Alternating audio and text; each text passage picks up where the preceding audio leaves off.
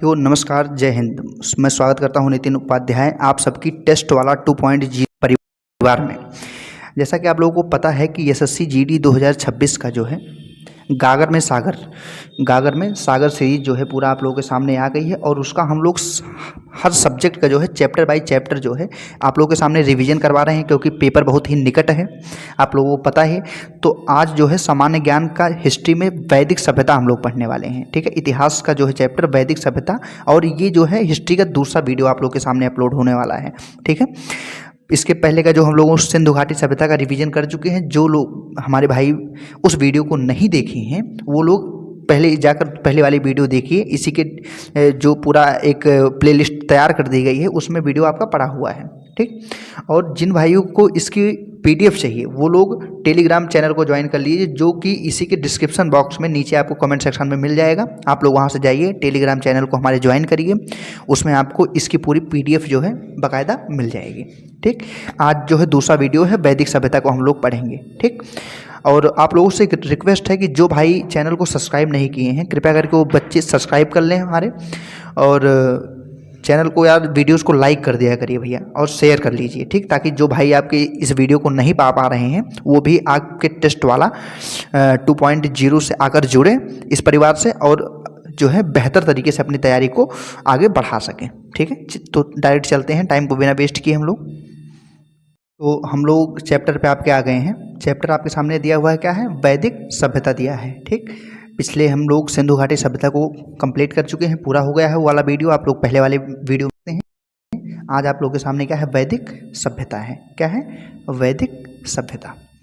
हम लोग पढ़ना चालू करते हैं। वैदिक काल के दो भागों में विभाजित किया गया है वैदिक काल को। एक है ऋग्वैदिक काल, दूसरा है उत्तर वैदिक काल। ऋग्वैदिक काल को 1500 से 1000 ईसा पूर्व को हम लोग बीसी के रूप में समझते हैं ना, बीसी जानते हैं, मतलब बिफोर क्राइस्ट, ठीक है, बिफोर क्राइस्ट के रूप में जानते हैं। और ये कैसे चलता है? यहाँ पर जो माइनस में चीज़ें जो होती हैं वो वहाँ से जो बड़ी चीज़ें होती है वो घटती होती छोटी होती हुई आती हैं, ठीक है।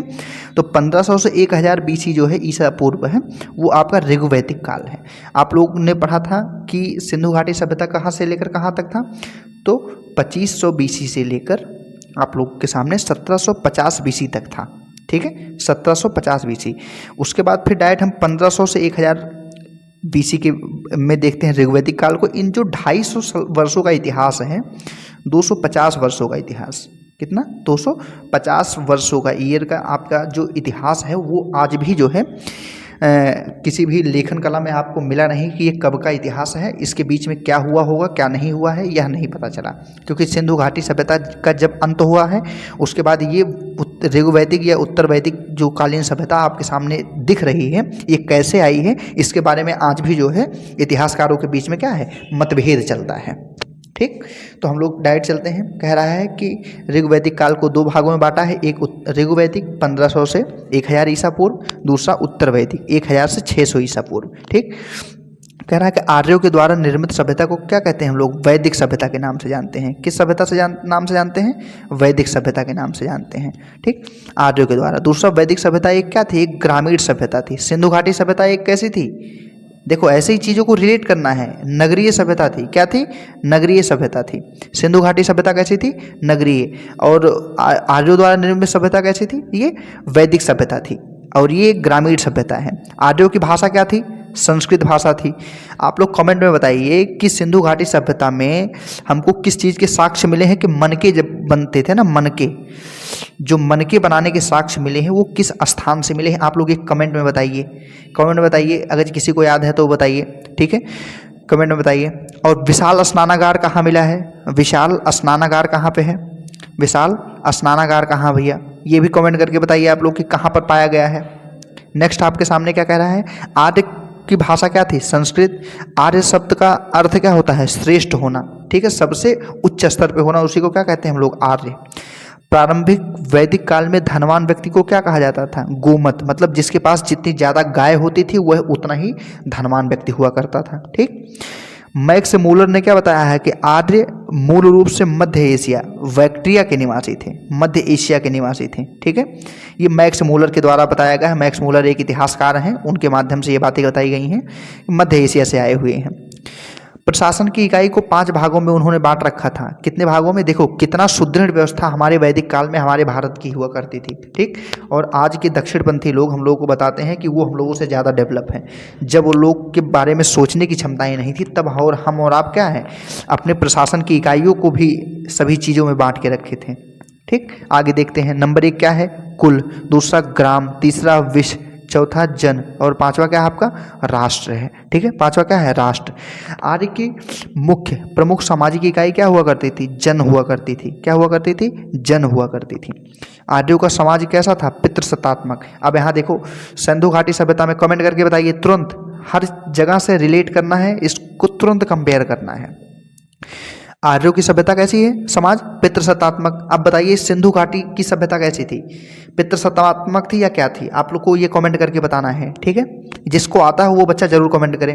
नेक्स्ट कह रहा है कि समाज की सबसे छोटी इकाई क्या है? यहाँ पे परिवार या कुल है। यहाँ पे समाज की सबसे छोटी इकाई परिवार या कुल है। ग्राम के मुखिया को ग्रामड़ी कहते हैं। ग्राम के मुखिया को जैसे आज का प्रधान कहते हैं, आज का प्रधान क्या हुआ करता था वैदिक सभ्यता में? ग्रामड़ी कहलाता था। विश्व का प्रधान क्या होता था? विश्वपति कहलाता था। विश्व का जो प्रधान होता था वो अपने आप में क्या कहलाता था? मतलब कुल, छोटे छोटे परिवारों के समूह से कुल बनते थे, और कईयों कुल को मिलाकर क्या बन जाता था? आपका एक गांव बन जाता था। गांव ढेर सारे मिलाकर आपके क्या बन जाते थे? विश्व, मतलब जिला। आज के टाइम का जो जिला डिस्ट्रिक्ट होता है उसको हम लोग उस टाइम पर किस नाम से जानते थे? विश्व। और जन मतलब किस को कहते थे? जन किसे कहते थे? जन आज के प्रदेश के बारे में था। और राष्ट्र जैसे आज का भारत है वैसे उस टाइम पर राष्ट्र के बारे में हुआ करता था, ठीक है। आगे आप लोगों को क्या देखना है? कह रहा है कि जन के प्रधान को राजा या जनपति कहते थे। जन का जो प्रधान होता था उसको राजा या जनपति के नाम से जाना जाता था। सभा एवं समिति जो है राजा को सलाह देने वाली संस्थाएं थी। सभा एवं समिति ये किसकी पुत्रियां थी? कमेंट सेक्शन में बताइए आप लोग। सभा एवं समिति जो है किसकी पुत्रियां हुआ करती थी, ठीक है। तो ये राजा को सलाह देने वाली संस्था थी। ऋग्वैदिक समाज को व्यवसाय के आधार पर 4 वर्गों में, जो आज के टाइम पर जातियों का लांछन लगता है, देखिए स्पष्ट रूप में लिखा है कि ऋग्वैदिक सभ्यता को किसके आधार पर? व्यवसाय के आधार पर 4 वर्गों में बांटा गया है। और आज के टाइम पर लोग बोलते हैं कि भारत में जातिवादिता फैली हुई थी। जातियाँ नहीं थी, जो जिसका व्यवसाय था उसी के आधार पर उसको बुलाया जाता था। अगर किसी का पढ़ने का और सब चीज़ों का काम होता था तो उसे ब्राह्मण कहते थे। लड़ाई करने का काम उसे क्षत्रिय बोल दिया जाता था। अगर वैश्य कोई व्यापार करने का काम होता था तो वो वैश्यों का होता था। शूद्र का काम जो होता है, जो निकृष्ट काम को करने वाले होते थे उनको क्या कहा जाता था? शूद्र कहा जाता था, ठीक। तो 4 वर्गों में विभाजित थे। आर्य का प्रिय पेयजल क्या था? सोमरस था। प्रिय पेयजल क्या था? सोमरस था। आर्यों का प्रिय पशु क्या था? घोड़ा। और प्रिय देवता इनके कौन थे? इंद्र थे। इन आर्यों के प्रिय देवता कौन थे? इंद्र थे। प्रिय पशु क्या था? घोड़ा। कमेंट करिए कि सिंधु घाटी सभ्यता में सबसे पहले किस पशु को पाला गया? सबसे पहला पालतू पशु कौन है? ठीक, कमेंट करके बताइए। और यह भी कमेंट करके बताइए आप लोग कि सबसे पहले किस फसल को उपजाया गया सिंधु घाटी सभ्यता और पाषाण युग में, बताइए। ठीक, कमेंट करके बताइए कि आग की खोज कब हुई? आग की खोज कब हुई? कमेंट करके बताइए। ठीक, आगे देखते हैं हम लोग क्या कह रहा है। कह रहा है कि वैदिक आर्य जो है सप्त सिंधु नामक क्षेत्र में रहते थे। कहाँ पे? सप्त सिंधु, जिसका अर्थ होता था 7 नदियों का समूह द्वारा अपवाहित क्षेत्र जो होता है, 7 नदियों, उसको सप्त सिंधु भी बोला जाता था। ठीक है, नेक्स्ट क्या कह रहा है? कह रहा है कि ऋग्वैदिक आर्यों का मुख्य व्यवसाय क्या था? पशुपालन था। आप कमेंट करके बताइए कि सिंधु घाटी सभ्यता या उससे पहले जो था पूरा पाषाण कालीन युग था, हम लोग खेती करना कब चालू कर दिए थे? कृषि पर डिपेंडेंट कब हुए थे? कृषि पर निर्भरता हमारी कब आई थी? आप लोग कमेंट करके बताइए इसको। उत्तर वैदिक आर्यों का मुख्य व्यवसाय आज के टाइम पर कृषि था। ठीक, जो उत्तर वैदिक काल था, कब से? मतलब 1000 से 600 BC तक, जो 600 BC है उसके बीच में उनका मुख्य व्यवसाय क्या था? कृषि करना था। ठीक है, कृषि करना था। अयस शब्द का वैदिक काल में प्रयोग हुआ है। अयस का प्रयोग सबसे पहले कहाँ हुआ है? वैदिक काल में। गविष्टि क्या होता था? गाय की महत्ता बताने वाला शब्द क्या है? गविष्टि है। उत्तर वैदिक काल में गोत्र व्यवस्था की स्थापना सबसे पहले कब की गई है? उत्तर वैदिक काल में। उत्तर वैदिक काल का टाइम पीरियड कब से कब तक चालू होता है? आप लोग कमेंट करके बताइए। उत्तर वैदिक काल का टाइम टेन्योर क्या है? कब, किस BC से लेकर कितने BC तक है उत्तर वैदिक काल? उत्तर वैदिक काल में वैश्य वर्ण मुख्य रूप से कृषि, पशुपालन एवं व्यापार जैसे कार्य को कौन करता था? वैश्य, मतलब जो बनिया वर्ग होता था, ठीक है, वो इन सब कामों को करता था। कह रहा है कि उत्तर वैदिक काल में सामाजिक व्यवस्था का क्या था, आधार क्या था, वर्णाश्रम को माना जाता था। मतलब वर्ण जिसके आधार पर सबकी उनकी क्या थी, सामाजिक व्यवस्थाएं थी। कौन किस वर्ण का है, मतलब कौन किस प्रकार का कृत्य करता है, मतलब कार्य करता है, उसको उसी आधार पर बांटा गया है। ठीक है, क्या कह रहा है फिर से आगे आपके सामने है, कह रहा है, क्या कह रहा है आपके सामने, कह रहा है कि प्रमुख ऋग्वैदिक कालीन नदियाँ कौन कौन सी हैं। ऋग्वैदिक कालीन नदियाँ जो थी वो कौन कौन सी हैं। पहले आपको सिंधु में देखने को मिलेगा, प्राचीन नाम इसका, आज के नाम पे इसका नाम इंडस है, मतलब इंडस रिवर, सिंधु नदी। शतुद्री जिसको सतलज आज के टाइम पे जानते हैं। विपाशा ब्यास नदी को हम लोग बोलते हैं, किसको, ब्यास नदी को क्या बोलते हैं, विपाशा बोल देते हैं। ठीक है, विपाशा। आपके सामने फिर क्या है, वितस्ता नदी। झेलम नदी को किस नाम से जानते हैं, वितस्ता। परुशली नदी, रावी नदी को क्या बोलते हैं, परुशली। अस्किनी नदी, चिनाब नदी को हम क्या बोलते हैं, अस्किनी नदी बोल देते हैं। ठीक, गोमती नदी को गोमल के रूप से आज जानते हैं, पहले गोमती नदी होती थी, आज के टाइम पे गोमल हुआ करती है। और सदानीरा नदी, आज की गंडक नदी को सदानीरा कहते हैं। ठीक है, नेक्स्ट आपके सामने आगे बढ़ते हैं। आगे क्या कह रहा है कि प्रमुख दर्शन एवं उनके प्रवर्तक कौन थे। इन सभी दर्शन के नाम है और इनके प्रवर्तक के नाम हैं। ठीक है, आपको याद रखना है। कह रहे हैं कि सांख्य, ये सबसे प्राचीन दर्शन सांख्य दर्शन है, इसको कपिल मुनि इसके प्रवर्तक थे, मतलब इसको लेखन करने का काम, बताने का काम कपिल मुनि ने किया है सांख्य दर्शन का। योग दर्शन क्या है, इसके निर्माता कौन है, पतंजलि है। योग दर्शन, योग का जो आज आपके टाइम पर योग दिवस मनाया जाता है, आप लोग कमेंट करके बताइए कि इंटरनेशनल योग दिवस जो है, योगा डे, कब मनाया जाता है, आप लोग ये कमेंट करके बताइए। ठीक है, किस दिन को मनाया जाता है। ठीक, नेक्स्ट आपके सामने क्या है, न्याय दर्शन आपका गौतम ने दिया था। वैशेषिक दर्शन किसने दिया था, कड़ाद या उलूक ऋषि के द्वारा दिया गया था आपके। ठीक है, कड़ाद मुनि या उलूक मुनि के द्वारा दिया गया था। पूर्व मीमांसा किसके द्वारा दी गया है दर्शन का, पूर्व मीमांसा दर्शन को जैमिनी के द्वारा दिया गया है। उत्तर मीमांसा बादरायण के द्वारा दिया गया है। उत्तर मीमांसा किसके द्वारा, बादरायण के द्वारा। चारवाक द्वारा क्या दिया गया है, चारवाक दर्शन को चारवाक ने ही दिया है। ठीक है, चारवाक दर्शन को किसने दिया है, चारवाक ने दिया है। अब हम लोग पढ़ते हैं, ये तो आपको हो गया वैदिक काल। वैदिक काल के बाद अब हम लोग पढ़ते हैं प्रमुख जनपदों को। ठीक, महाजनपद एवं उनकी राजधानियाँ कौन कौन सी थी, उनके बारे में भी देख लेते हैं साथ में। देखो भाइयों, चूँकि समय कम है, पेपर आपका जो है बहुत निकट आ गया है, इसलिए हम जितना ज़्यादा कवर कर पाएंगे इस वीडियो के माध्यम से उतना ज़्यादा करेंगे। हाँ, कोशिश ये रहेगी कि वीडियो ज़्यादा लंबी ना होने पाए। ठीक है, चलिए स्टार्ट करते हैं हम लोग। कह रहा है कि जनपद के बारे में। अंग जो महाजनपद था उसकी राजधानी चंपा हुआ करती थी। अवंती जनपद था, उसकी दो राजधानियाँ थी, एक उत्तर अवंती में उज्जैनी होती थी और दक्षिण अवंती में महिष्मती हुआ करती थी। ठीक, महिष्मती जो आप लोग किस में देखते हैं, बाहुबली मूवी में। कहाँ देखते हैं, बाहुबली में। बाहुबली किसकी मूवी है भाई, ये तो मजाकिया क्वेश्चन है, इसका कमेंट में आप लोग आंसर देना चाहो तो दो, नहीं देना चाहो तो कोई ज़रूरत नहीं है फिलहाल, ये तो ऐसे ही पूछ लिया गया। ये जो अवंती है इसकी राजधानी क्या है, महिष्मती। महिष्मती की महारानी बोलता है ना बाहुबली। चलिए फिलहाल जो का पार्ट। अस्मक की राजधानी क्या है, पोटन या पोटली क्या है, जो दक्षिण भारत का एकमात्र महाजनपद हुआ करता था, उसको अस्मक कहते थे, दक्षिण भारत। ठीक है, मतलब दक्षिण भारत इस वाले इलाके में जो हुआ करता था ना, ऐसे ये गुजरात वाला पोर्शन हो गया, ऐसे ये दक्षिण भारत का अस्मक एक इकलौता अपने आप में महाजनपद होता था। ठीक, चेती या चेदी जनपद, उसकी राजधानी क्या थी, शक्तिमती थी या सोत्तीवती थी, सोत्तीवती या शक्तिमती। शक्तिमती जो है न्यू नेम है, इसी नाम से क्वेश्चंस भी यहाँ पे आते हैं, तो शक्तिमती को आपको याद रखना है ना, चेदी या चेती जनपद का। गांधार जनपद की तक्षशिला राजधानी हुआ करती थी। काशी की वाराणसी हुआ करती थी। कौशल की राजधानी क्या होती थी भैया, श्रावस्ती या कुशावती होती थी। क्या, कौशल की राजधानी श्रावस्ती या कुशावती हुआ करती थी। कुरु की राजधानी इंद्रप्रस्थ हुआ करती थी। दिल्ली वाला एरिया याद है ना, कुरु की राजधानी। कंबोज, राजपुर या हाटक हुआ करती थी। कंबोज की राजधानी क्या हुआ करती थी, हाटक या राजपुर। मगध जो बिहार के बीचों बीच का एरिया, राजगिरी या गिरिव्रज या दक्षिणी बिहार। मगध यही आगे चल के सबसे ज़्यादा ग्रोथ करने वाला है, याद रखिएगा आप लोग। मल्ल की राजधानी कुशीनगर एवं पावा हुआ करती थी। मल्ल की राजधानी क्या थी? कुशीनगर एवं पावा थी। मत्स्य की राजधानी क्या थी? विराटनगर। कितना? कौन था? विराटनगर।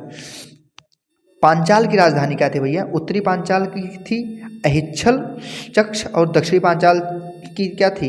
कामपिल्य। क्या थी? कामपिल्य थी। ठीक। सूरसेन की राजधानी क्या थी? मथुरा थी। सूरसेन जो महाजनपद था उसकी राजधानी कौन थी? मथुरा। वज्जी की राजधानी क्या थी? ये जो वज्जी जनपद है उसकी राजधानी वैशाली, उत्तरी बिहार को मानते थे वज्जी जनपद। ठीक। वत्स जनपद की राजधानी क्या थी? कौशाम्बी। कितनी? कौशाम्बी। आप लोग कमेंट करके ये बताइए हमको, अगर आप लोग पढ़े हैं और आप लोग को जानकारी ये है तो आप बताइए कमेंट करके कि महाजनपद जो थे वो कितने थे, उनकी संख्या कितनी थी महाजनपदों की। ठीक है, पहला ऑप्शन ये कि महाजनपद कितने थे, कितने, उनकी संख्या बताना है आपको। ये पहला सवाल आपका हो गया।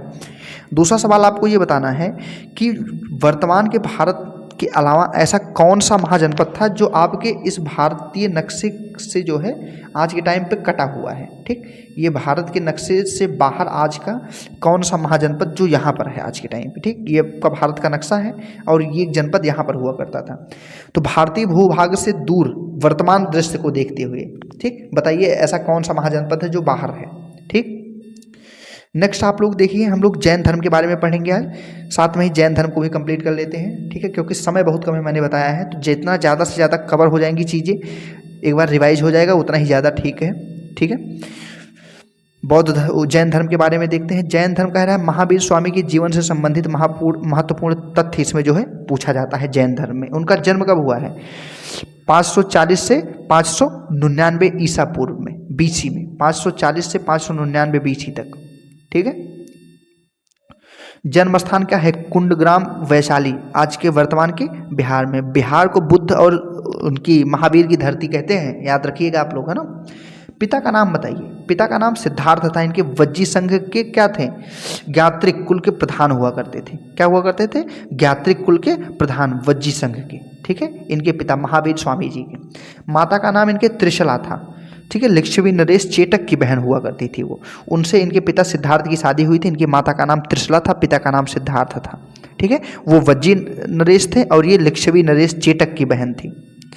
ठीक है, नेक्स्ट आपके सामने क्या कह रहा है? पत्नी, इनकी पत्नी का नाम भैया यशोदा था। पुत्री का नाम प्रियदर्शना था। दामाद का नाम जमाली उनका नाम था। ठीक है, दोनों में से कुछ भी एक नाम बोल सकते हो, याद रखना है आपको। इनकी दामाद का नाम था। इनकी पुत्री की इनसे क्या हुई थी? शादी। मृत्यु कब हुई है? मृत्यु कब हुई है भैया? मृत्यु हुई है भैया 468 बीसी में, या 527 ईसा पूर्व आप लोग कह सकते हैं। ठीक है, 527 ईसा पूर्व कह सकते हैं। ठीक है, तो आगे देखते हैं हम लोग क्या कह रहा है। आगे क्या कह रहा है? कह रहा है कि हाँ, कि जैन शब्द का संस्कृत में क्या अर्थ होता है? जिन शब्द से बना है, संस्कृत के जिन शब्द से, जिसका अर्थ होता है विजेता। किसी भी चीज का विजेता हो जाना, जीतने वाला ही अपने आप में जैन धर्म का वो सही परिभाषा है ना। जैन का अर्थ होता है विजेता या जिन। जैन धर्म की स्थापना का श्रेय जैनियों के प्रथम तीर्थंकर ऋषभ देव को जाता है, जिसको दूसरे नाम उसका क्या होता है? आदिनाथ उनका नाम है, ऋषभ देव या आदिनाथ। ठीक है, प्रथम तीर्थंकर ऋषभ देव तथा 22वें तीर्थंकर कौन थे? अरिस्टनेमी का विवरण किसमें मिलता है? ऋग्वेद में मिलता है। इनका विवरण किसमें मिलेगा? ऋग्वेद में। ऋषभ देव और 22वें तीर्थंकर कौन थे? अरिस्टनेमी। पहले तीर्थंकर ऋषभ देव, इनका विवरण ऋग्वेद में है। जैन धर्म के 23वें तीर्थंकर कौन थे? पार्श्वनाथ थे। कौन थे? पार्श्वनाथ। 23वें तीर्थंकर, जो काशी के इक्ष्वाकु वंश के राजा अश्वसेन के पुत्र थे। किसके? अश्वसेन के, इक्ष्वाकु वंश के राजा। ठीक है, इक्ष्वाकु वंश के राजा अश्वसेन के पुत्र थे। पार्श्वनाथ के 4 महाव्रत प्रतिपादित किए थे। जो 4 आज के टाइम पर 5 महाव्रत हैं, आपको पता होगा 5 महाव्रत हैं, तो इसमें से 4 तो किसके दिए हुए हैं? पार्श्वनाथ के, जो कि कौन कौन से थे? सत्य, अहिंसा, अपरिग्रह और आस्तेय। ये 4 किसके हैं? ये पार्श्वनाथ के दिए हुए हैं। ठीक। नेक्स्ट इसके बाद क्या आपको कह रहा है कि जैन धर्म के वास्तविक संस्थापक कौन माने जाते हैं? 24वें संस्थापक जो है अंतिम, ये महावीर स्वामी जी, ये वास्तविक संस्थापक इसके माने जाते हैं। ठीक। इसके पहले जो 23 संस्थापक थे उन्होंने बस काम चलाया है चीज़ों के लिए, लेकिन सही सही धर्म का प्रचार और प्रसार और सही सही लोगों के मन को बदलने का जो कृत्य या काम जो है महावीर स्वामी जी ने किया है, उनके भावनाओं को, उनके विचारों को बदलने का, वो और किसी ने नहीं किया। महावीर स्वामी सत्य की खोज के लिए 30 वर्ष की अवस्था में सांसारिक जीवन का परित्याग करते हैं। ये क्वेश्चन पूछता है एसएससी जीडी में, कितने वर्ष के लिए? मैं 30 वर्ष के अंदर में। एसएससी जीडी में जो है, एसएससी जीडी जो पिछला वाला आपका पेपर हुआ है उसमें ये क्वेश्चन पूछा था, इसलिए आपको यहाँ पे आ गया, इसलिए बता रहा हूँ मैं कि 30 वर्ष की अवस्था में। ठीक है। आपके सामने नेक्स्ट क्या कह रहा है? कह रहा है कि 12 वर्षों तक लगातार कठोर तपस्या एवं साधना के बाद 42 वर्ष की अवस्था में महावीर स्वामी को जिम्भिका गांव के समीप ऋजुपालिका नदी के किनारे साल के वृक्ष के नीचे कैवल्य प्राप्त हुआ। कैवल्य का मतलब होता है ज्ञान प्राप्त होना। इसमें क्या याद रखना है आपको? कब प्राप्त हुआ? 12 वर्ष तपस्या किए हैं। कितना वर्ष? ये पॉइंट एकदम डायरेक्ट क्वेश्चन पूछता है पेपर में। कितने वर्ष तपस्या किए? 12 वर्ष। कितने वर्ष की अवस्था में उनको प्राप्त हुआ? 42 वर्ष की। किस गांव में? जिम्भिका नामक गांव के समीप। किस नदी के किनारे? ऋजुपालिका नदी के किनारे साल के वृक्ष के नीचे। क्या प्राप्त हुआ? कैवल्य प्राप्त हुआ। ये 5 पॉइंट। कितने वर्ष तक? पहला हो गया, ये दूसरा हो गया, ये तीसरा पॉइंट, ये चौथा, ये 5वां और ये 6वां। ये 6 पॉइंट इसमें बन रहे हैं ना इस पूरे पैराग्राफ में। 12 वर्ष की अवस्था में महावीर स्वामी को 12 वर्ष लगातार तपस्या करने के बाद 42 वर्ष की अवस्था में जिम्भिका गांव के समीप ऋजुपालिका नदी के किनारे साल के वृक्ष के नीचे इनको कैवल्य की प्राप्ति हुई या ज्ञान प्राप्त हुआ। ठीक। बौद्ध संगीतियाँ कौन कौन सी हुई हैं ये ध्यान देते हैं हम लोग। जैन संगीतियाँ कौन कौन सी हैं? 2 हुई हैं। एक पाटलिपुत्र बिहार में हुआ है। किसके अध्यक्ष कौन थे? स्थूलभद्र थे, जो महावीर स्वामी के एक शिष्य, 2 शिष्यों में से एक थे स्थूलभद्र। उन्होंने पाटलिपुत्र बिहार में जो है जैन संगीति करवाई थी। और बल्लभी गुजरात में दूसरा हुआ था। देवर्षि क्षमा श्रमण जो थे, क्षमा श्रमण, ये जो है जैन, दूसरी जैन संगीति इन्होंने करवाई थी। 5 महाव्रत इसमें कौन से हैं? सत्य, मतलब सदा सत्य बोलना है, झूठ कभी नहीं बोलना है। अहिंसा, जीव की हत्या नहीं करना है। अपरिग्रह, संपत्ति एकत्रित ना करना, इसको बोलते हैं अपरिग्रह। जो संपत्ति आपकी आवश्यकता से अधिक हो, इनके कहने के अनुसार उन संपत्ति को और अन्य गरीबों व्यक्तियों की मदद में लगा देना चाहिए। ठीक है। आस्ते, मतलब चोरी ना करना। ये 4 के 4 किसने दिए हैं? ये 4 के 4 किसने दिए हैं? पार्श्वनाथ जी ने दिए हैं। जो 5वां ब्रह्मचर्य है, ये इंद्रियों को वश में करने वाली बात, ये महावीर स्वामी जी ने दी है। किसने दी है? ये स्वामी महावीर जी ने दी है। ठीक है। 5वां महाव्रत जो है ब्रह्मचर्य, ये महावीर स्वामी के द्वारा दिया गया व्रत है। ठीक है। अब आगे देखते हैं त्रिरत्न। इनके 3 रत्न भी थे। त्रिरत्न कौन कौन सा था ये देखने की कोशिश करते हैं। 3 रत्न कौन था? एक सम्यक दर्शन है। क्या है? एक सम्यक दर्शन है, जिसको वास्तविक ज्ञान बोलते हैं। एक सम्यक ज्ञान, सत्य में विश्वास करना। सम्यक आचरण, मतलब सांसारिक विषयों से जो है, सम्यक का मतलब होता है समान या बराबर। ठीक है। दर्शन, वास्तविक ज्ञान होना चाहिए बराबर।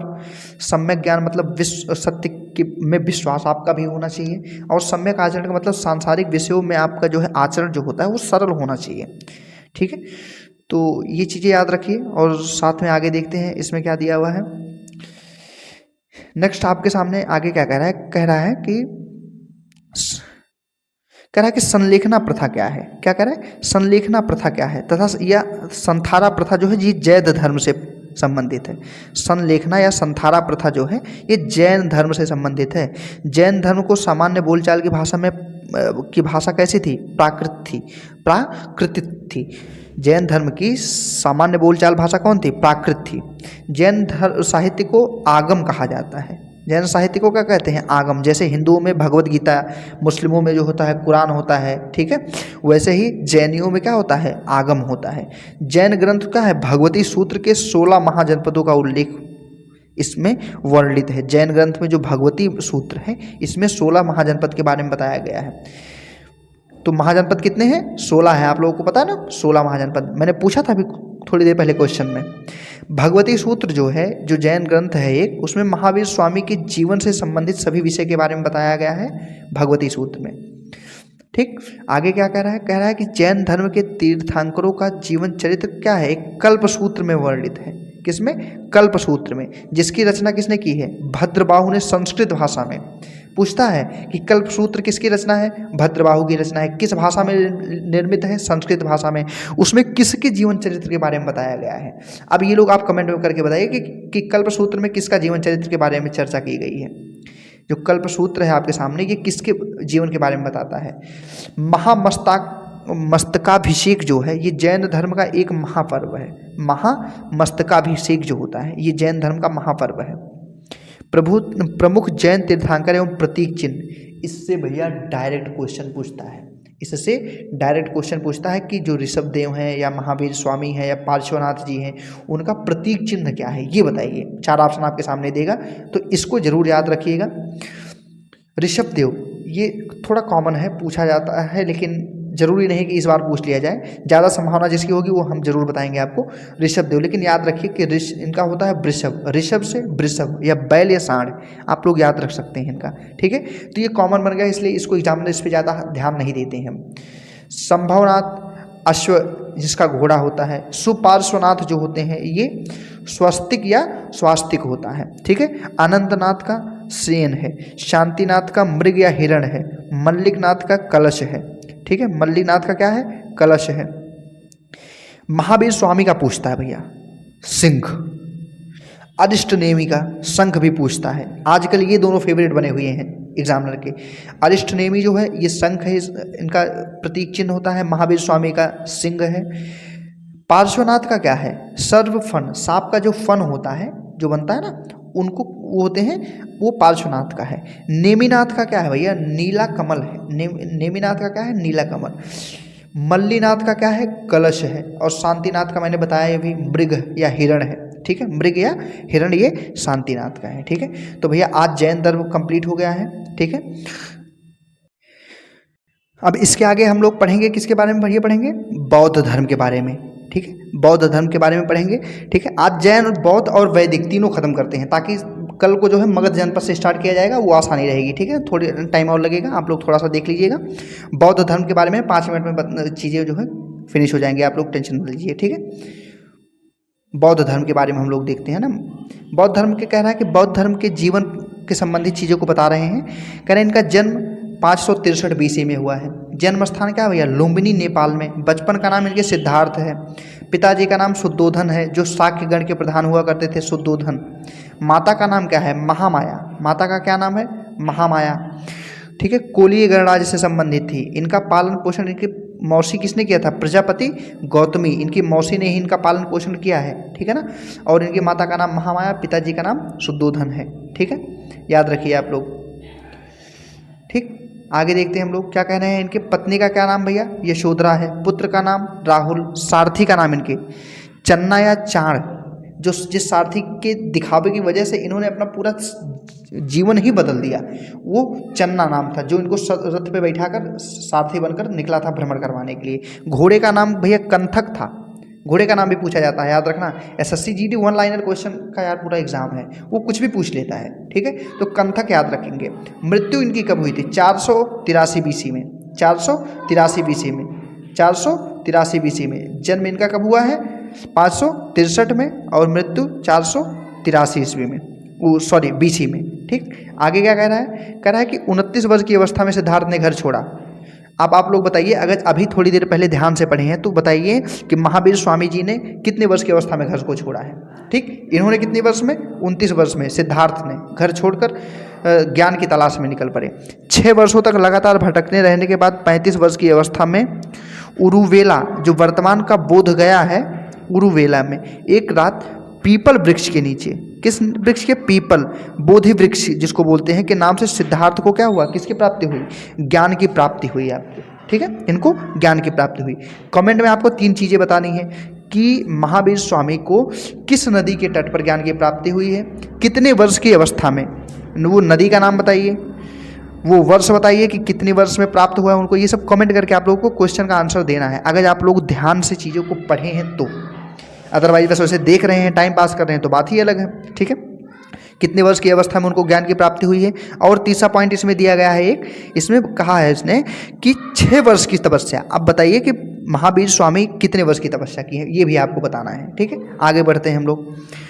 कह रहे हैं कि ज्ञान प्राप्ति के बाद गौतम बुद्ध जो है सारनाथ, ऋषिपत्तन या मृगदाव आए। कहाँ आए? सारनाथ, जहाँ पर उन्होंने क्या किया, उन्होंने 5 ब्राह्मण सन्यासियों को प्रथम उपदेश दिया था। किसको? ब्राह्मण सन्यासी थे जो 5, उनको अपना उपदेश दिया, जिन्हें बौद्ध ग्रंथों में धर्म चक्र प्रवर्तन के नाम से जानते हैं। जो महात्मा बुद्ध का पहला उपदेश था उसको हम लोग सारनाथ में जो दिए थे उसको धर्म चक्र प्रवर्तन के नाम से जानते हैं। ठीक, आगे क्या दिया है देखो। गौतम बुद्ध ने सर्वप्रथम तपसु एवं भल्लिक नामक 2 शूद्रों को बौद्ध धर्म का अनुयायी बनाया था। तपसु और भल्लिक नाम के जो 2 शूद्र थे उनको बौद्ध धर्म का अनुयायी बनाया। गौतम बुद्ध ने अपने जीवन काल में सर्वाधिक उपदेश कहाँ पर? कौशल राज्य में दिए, जिसकी राजधानी क्या थी? श्रावस्ती थी। ठीक है, जिसकी राजधानी क्या थी? श्रावस्ती थी।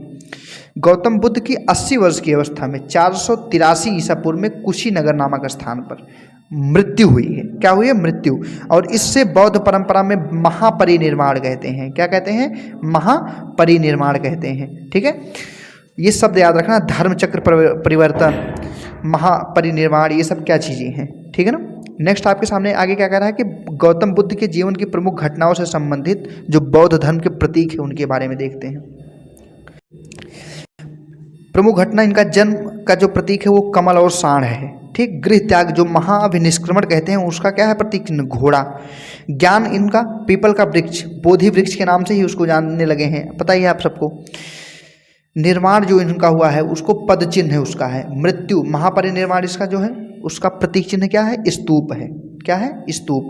इन्होंने 4 आर्य सत्य बताए हुए हैं। पहला दुख है, दूसरा दुख समुदाय, तीसरा दुख निरोध, चौथा क्या है? दुख निरोध गामिनी प्रतिपदा। ये 4 इन्होंने क्या बताए रखे हैं? आर्य सत्य, इस धरती के परम सत्य हैं कि दुख मिलना है, दुख किसी कारण से आएगा, उस दुख का निदान कुछ न कुछ होगा ही होगा। ठीक है, इनके अष्टांगिक मार्ग भी हैं, 8 चीज़ों के बारे में इन्होंने बताए हैं, इनके अष्टांगिक मार्ग हैं। ठीक है, और स्वामी महावीर स्वामी का कितना वो थे अष्टांगिक, कितने मार्ग थे उन्होंने कौन से बता रखे थे उसको कमेंट में बताइए। उसका नंबर बताओ कितना था? 3 था, 5 था, कितना था? ठीक, इनके अष्टांगिक मार्ग में क्या है आपके सामने? सम्यक दृष्टि है, सम्यक संकल्प है, सम्यक वाणी, सम्यक कर्मात्, सम्यक आजीव, सम्यक व्यायाम, सम्यक स्मृति और सम्यक समाधि भी इसमें से एक है। बौद्ध धर्म के कितने रत्न हैं? 3, बुद्ध, धम्म और संघ। ये तीनों किसके त्रिरत्न हैं? बौद्ध धर्म के। ठीक है, बौद्ध साहित्य कौन सा है जिसमें बौद्ध की सारी घटनाओं के बारे में लिखा गया है? वो त्रिपिटक के नाम से जाना जाता है। किसके? त्रिपिटक के नाम से जाना जाता है, जिसमें बौद्ध के बारे में सभी बातों को विस्तार से बताई गई हैं। ठीक है, नेक्स्ट आपके सामने क्या कह रहा है? त्रिपिटक में क्या है? त्रिपिटक कौन सा है? सुत्त पिटक, विनय पिटक और अभिधम्म पिटक, यही तीनों हैं। ठीक है, ये इनके पुस्तक हैं, पवित्र पुस्तक। सुत्त पिटक, विनय पिटक, सुत्त पिटक, विनय पिटक और अभिधम्म पिटक। ठीक, नेक्स्ट आपसे क्या कह रहा है? कह रहा है कि बौद्ध धर्म और उसके रचनाकार कौन से हैं? बौद्ध धर्म और उसके रचनाकार कौन से हैं? मिलिंद पन्हो। मिलिंद पन्हो इनका पहला प्रमुख बौद्ध ग्रंथ है जिसकी रचना किसने की थी? नागसेन ने की थी। बुद्ध चरित्र, सौंदरनंद, सारीपुत्र और प्रकरण, ये किसकी रचनाएं हैं? अश्व घोष की रचनाएं हैं। किसकी रचनाएं हैं? अश्व घोष की। मूल मध्यम कारिक जो है ये एक बौद्ध ग्रंथ है, इसकी रचना किसने की थी? नागार्जुन ने। विशुद्धि मग्न किसने की थी? बुद्ध घोष ने की थी। अभिधम्म कोश किसने किया था? वसुबंधु के माध्यम से लिखी गई एक पुस्तक है। ठीक है, आगे क्या कह रहा है? कह रहा है कि गौतम बुद्ध ने अपने उपदेश किस भाषा में दिया है? पाली भाषा में। गौतम बुद्ध ने किस में अपना उपदेश दिया है? अब बताओ आर्यों की भाषा कौन सी थी? कमेंट में बताओ आर्य की भाषा कौन थी? आर्य की भाषा क्या थी? कमेंट करके बताओ आर्य की भाषा क्या थी। आगे क्या कह रहा है? कह रहा है कि गृहस्थ जीवन में रहकर बौद्ध धर्म को मानने वाले लोग क्या कहलाते हैं भैया? उपासक, जो अपने गृहस्थ जीवन को भी सर्वाइव कर रहे हैं, साथ में बौद्ध धर्म भी धारण कर लिए हैं। बौद्धों का सबसे पवित्र एवं महत्वपूर्ण त्यौहार क्या है? वैशाख पूर्णिमा है, जिसे बुद्ध पूर्णिमा के नाम से भी हम लोग जानते हैं। क्या है? बुद्ध पूर्णिमा या वैशाख पूर्णिमा के नाम से जानते हैं। बौद्ध धर्म जो है पुनर्जन्म में विश्वास करता है भैया, याद रखना। पुनर्जन्म में विश्वास करता है बौद्ध धर्म। बौद्ध संघ में प्रविष्ट होने को क्या कहते हैं? उपसंपदा कहा जाता है। क्या कहते हैं हम? उपसंपदा। अगर बौद्ध संघ में आप प्रविष्ट हो रहे हैं, प्रवेश ले रहे हैं, तो उसको उपसंपदा के नाम से जानेंगे। बौद्ध संघ का संगठन गणतंत्र प्रणाली पर आधारित है। किस पर? गणतंत्र, मतलब उनका चुनाव होगा, वो एक के बाद एक ऐसा नहीं होगा सिस्टम, ठीक है ना। आगे क्या कह रहा है? कह रहा है कि बुद्ध की भूमि स्पर्श मुद्रा को सारनाथ मूर्ति कब लगी थी? गुप्त काल में बनी थी। बुद्ध की जो भूमि स्पर्श मुद्रा की सारनाथ मूर्ति है वो गुप्त काल में बनाई गई थी, याद रखना। गौतम बुद्ध को एशिया का ज्योतिर्पुंज, लाइट ऑफ एशिया किसके कहा जाता है? गौतम महात्मा बुद्ध को एशिया का ज्योतिर्पुंज के नाम से भी जानते हैं, ठीक है। गौतम बुद्ध को के जीवन पर एडविन अर्नाल्ड नाम का एक आदमी था, उसने एक पुस्तक लिखी है लाइट ऑफ एशिया, ठीक है। लाइट ऑफ एशिया नाम की एडविन अर्नाल्ड नामक एक व्यक्ति ने लिखी है गौतम बुद्ध की, ठीक है। बौद्ध संगीतियाँ भैया 4 बौद्ध संगीति हुई है, कौन कौन सी हुई है इसके बारे में देख लेते हैं हम लोग थोड़ा सा, ठीक है। ये लास्ट पॉइंट है आपका, ठीक है। बौद्ध संगीतियों में प्रमुख बौद्ध संगीति कौन सी है? पहली कौन सी है? 483 ईसा पूर्व में जब उनकी मृत्यु हुई है, ठीक है, तब हुआ है। स्थान क्या है? राजगृह। शासनकाल किसका था? अजातशत्रु का था। अध्यक्ष कौन था? महाकश्यप थे, महाकश्यप के उसमें हुआ है। दूसरा कब हुआ है? 383 से 100 साल, 383 बीसी, उसी के 100 साल बाद हुआ है, ठीक है। वैशाली में हुआ है। कहाँ पर? वैशाली में। कालाशोक उस टाइम पर शासन काल में हुआ था। साबक मीर या सुब्बुकामी उसके अध्यक्ष थे, ठीक है। साबक मीर या सुब्बुकामी, दोनों का एक ही मतलब नाम एक ही है, व्यक्ति एक ही है, 2 अलग अलग नाम उनके।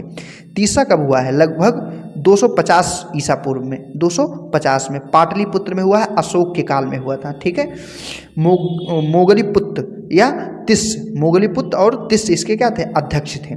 चतुर्थ और आखिरी जो उनका बौद्ध संगीति हुई है, चतुर्थ में क्या था? ईसा की प्रथम शताब्दी में हुआ था, जब ईस्वी चालू हो गया था तब उसे माना जाता है 83 AD में हुआ था, ठीक है। 83 AD में किसी पुस्तक में आपको देखने को मिल जाएगा, ठीक है। कहाँ पर हुआ था? कुंडलवन कश्मीर में हुआ था। कनिष्क उस टाइम पे राजा थे और वसुमित्र उस टाइम पर उसके अध्यक्ष बने थे। चतुर्थ जब बौद्ध संगीति हुई थी, ठीक है। आप लोगों का आज जैन धर्म, बौद्ध धर्म और वैदिक काल तीनों आपका आज समाप्त हो गया है। कल हम लोग किसके बारे में पढ़ेंगे? प्रमुख मगध राज्य के बारे में, प्रमुख राजवंश जो थे मगध के बारे में हम लोग अच्छे से पढ़ना चालू करेंगे कल नई वीडियो में। तब तक लिए आप लोग जो है चैनल को सब्सक्राइब कर लीजिए भैया, लाइक कर दिया करिए और चैनल को वीडियोस को शेयर कर दिया करिए ताकि आपके और दोस्तों के पास पहुंच जाए। बहुत मन लगाकर पढ़ाई करिए क्योंकि ये मौका SSC GD का बार बार आपको मिलने वाला नहीं है। कुछ लोग तो इसी बार में क्या हो जाएंगे? आउट ऑफ एज हो जाएंगे। तो आप लोगों को दिमाग से पढ़ना है, ठीक है। चलिए तब तक के लिए मिलते हैं नेक्स्ट वीडियो में, बने रहिए। धन्यवाद। जय हिंद।